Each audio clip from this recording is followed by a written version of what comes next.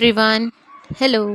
आज हम English grammar का rewrite and do S directed का जो टॉपिक है वो समझने वाले हैं, जो बोर्ड एग्जाम्स में बहुत ही ज़्यादा कॉमन होता है। इसमें सेंटेंस का मीनिंग सेम रहता है, बस हमें उसका स्ट्रक्चर थोड़ा बदलना होता है, यानी लिखने का तरीका बदलना है। अब टॉपिक जो हमारा पहला है वो है ओनली, यानी यूज़ ओनली। ओनली कब यूज़ होता है, इसके लिए सबसे पहले हमें इसकी पोजीशन रूल समझनी पड़ेंगी कि ओनली को किस तरह से यूज़ किया जा सकता है। फर्स्ट वर्ड इज़, इसको वर्ब से पहले इस्तेमाल करना है, यानी जो एक्शन वर्ड है उसके पहले। और हमें हमेशा याद रखना है, जब एक्शन को लिमिट करना हो, यानी हमें उसको थोड़ा रेस्ट्रिक्शन में रखना हो, तब हम ओनली का यूज़ करते हैं। For example, the man went out for no other reason than to have the pleasure of feeling the rain on his body.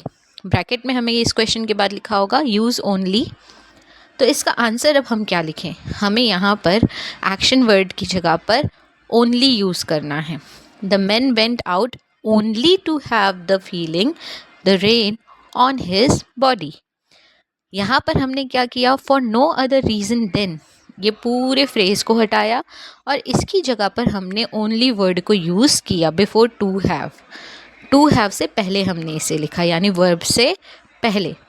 Second है जो पोजीशन रूल, वो है ऑब्जेक्ट से पहले। जब ऑब्जेक्ट को लिमिट करना हो, यानी कि हमें अब वस्तु को रेस्ट्रिक्शन में रखना है, तब हम इसका यूज़ करेंगे। जैसे कि she wants nothing but T. अब यहाँ पर हमें सेंटेंस क्या कह रहा है, she wants nothing but T, उसे चाय के अलावा कुछ नहीं चाहिए।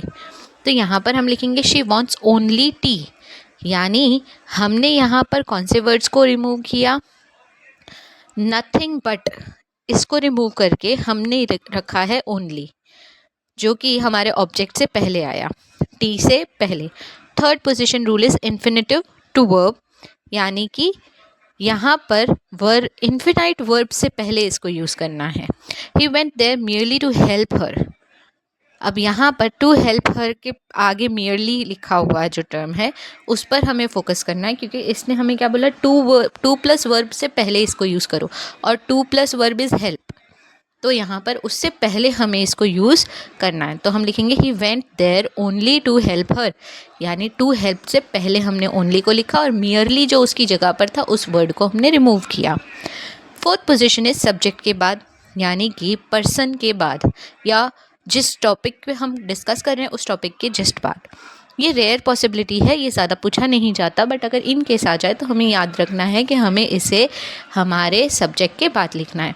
I just know the truth, I only know the truth, just को रिमूव किया और ओनली को यूज़ किया।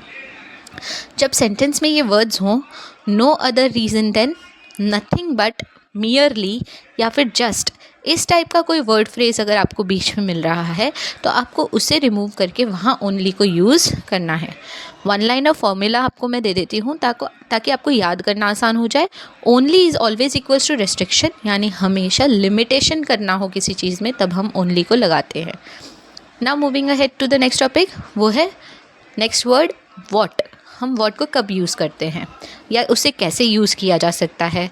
अब इसमें वॉट का यूज़ होता है जब हमें सेंटेंस का सब्जेक्ट या ऑब्जेक्ट डिफाइन करना हो तब, या सब्जेक्ट जब the thing which, the only thing that का मीनिंग देना हो तब।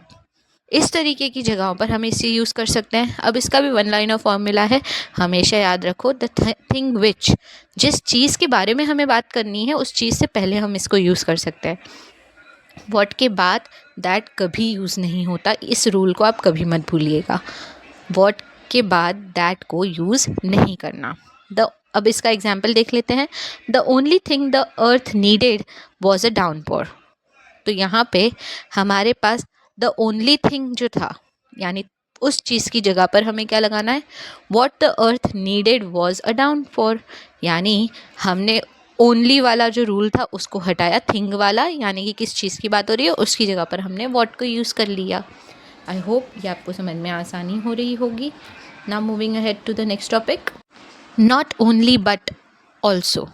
नॉट ओनली बट ऑल्सो, ये दो टर्म को कब यूज़ करना है, तो इसका यूज़ होता है जब दो सेम टाइप की चीज़ें बतानी हो या दोनों चीज़ों कि इम्पोर्टेंस एक समान हो, या हमें किसी चीज़ को एक्स्ट्रा एम्फसाइज करके यानी बढ़ा चढ़ा के समझाना हो।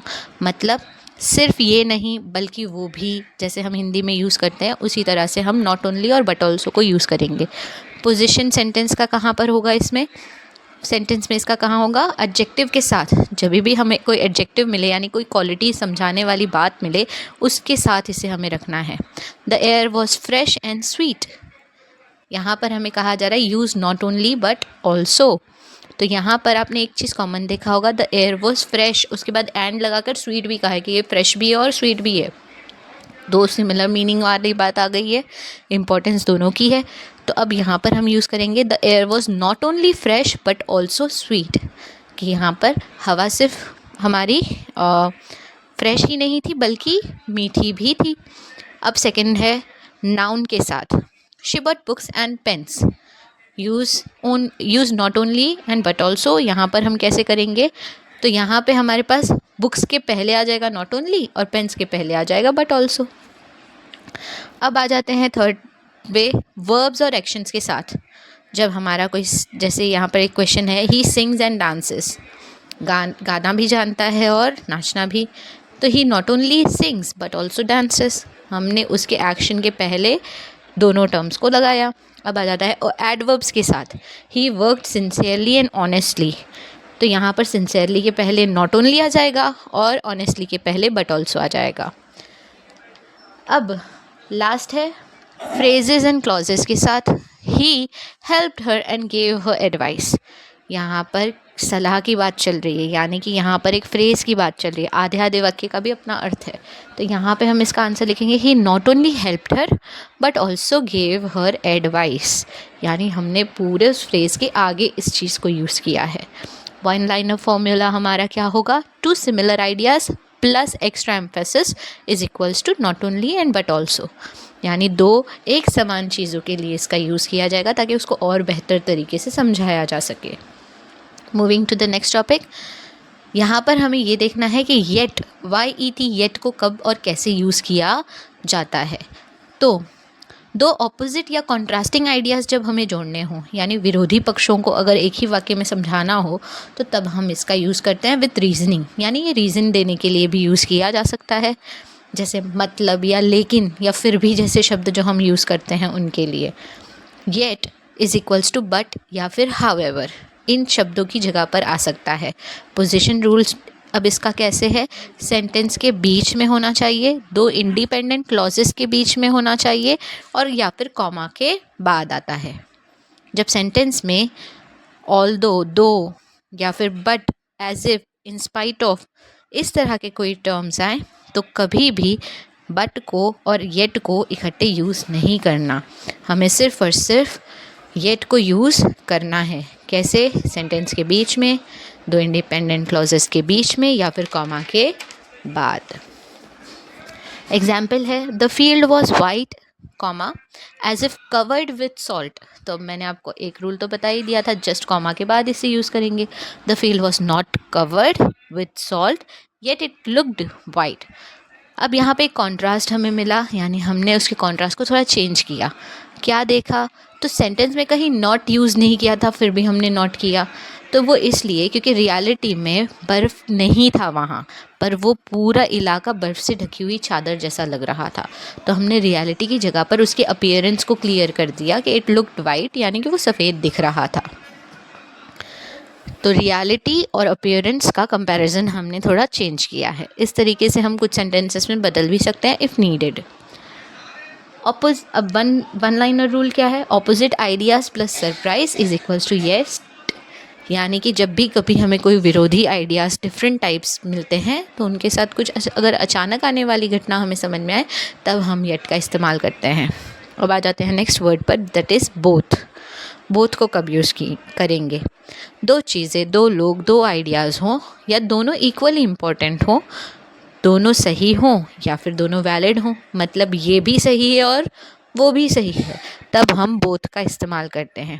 पोजीशन इन सेंटेंस के बारे में अगर हम बात करें तो ये सबसे ज़्यादा कॉमनली पूछा जाता है। जब दो नाउन्स, वर्ब्स, एडजेक्टिव्स को जोड़ना हो तब हम इसे यूज़ कर सकते हैं। She is intelligent and hard working, she is both intelligent and hard working, यानी हमने दोनों टर्म्स को जोड़ दिया बोथ के साथ, एक्सप्लेन किया उसके क्वालिटीज़ को हमने, इसलिए हमने बोथ को क्वालिटीज़ के आगे रखा। नेक्स्ट आ जाते हैं हम हमारे टॉपिक पे, that is not only but, यानी both and it was not only a display of force but a demonstration of loyalty. यहाँ पे हमें क्या कहा जा रहा है, not only is equals to but, ये वाले टर्म जो हम लोगों ने देखा है उसी तरीके से बोथ एंड को इकट्ठे यूज़ किया जाता है। It was both a display of force and a demonstration of loyalty.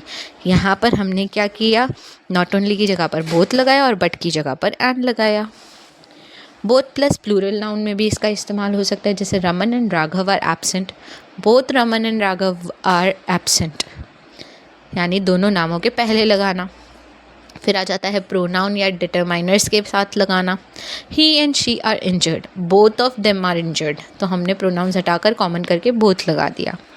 One liner rule क्या है इसका, दो चीज़ें plus equal importance is equals to both. जब दो चीज़ें बराबरी की समानता में ज़रूरी हों तब हम उन दोनों की जगह पर बोथ का इस्तेमाल कर सकते हैं। अब आ जाते हैं नेक्स्ट वर्ड पे, दैट इज़ सो, एसो सो, इसको कब इस्तेमाल करना है, ये दो सिचुएशंस में यूज़ होता है, एक है रिज़ल्ट या इफ़ेक्ट दिखाने के लिए, या फिर जैसे हिंदी में हम कहते हैं ना इसीलिए, मतलब उस तरह की कोई चीज़ का कारण दर्शाने के लिए। अब इसका एग्जाम्पल है, we stayed home as it was raining, तो यहाँ पे हम क्या लिखेंगे, it was raining so we stayed home, तो यहाँ पर हमने एक्शन आगे कर दिया और हमारा सबॉर्डिनेट एक्शन पीछे कर दिया, यानी मेन ऑब्जेक्टिव आगे आ गया और सेकेंडरी ऑब्जेक्टिव पीछे चला गया।